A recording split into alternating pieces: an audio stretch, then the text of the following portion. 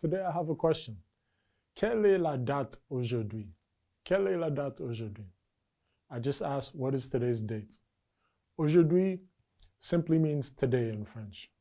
You try saying it. Aujourd'hui. That's good. In response, you would say, aujourd'hui est lundi le 18 avril 2021. Okay, try that again. Aujourd'hui est lundi le 18 avril 2021. Did we get that? It means today is Monday, the 18th of April, 2021. Please review your days of the week and also months of the year. Let's take this opportunity to again go over the pronunciation for the months of the year in French. Okay.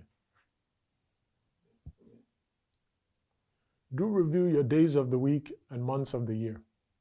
Let us take this opportunity to again go over the pronunciation for the months of the year. Les mois is the months, les mois. Janvier is January.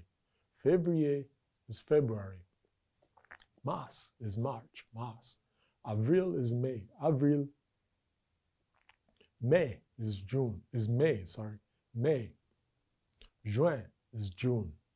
Juillet is July, Juillet. Août is August. Septembre is September. October is October. November is November. And Décembre is December.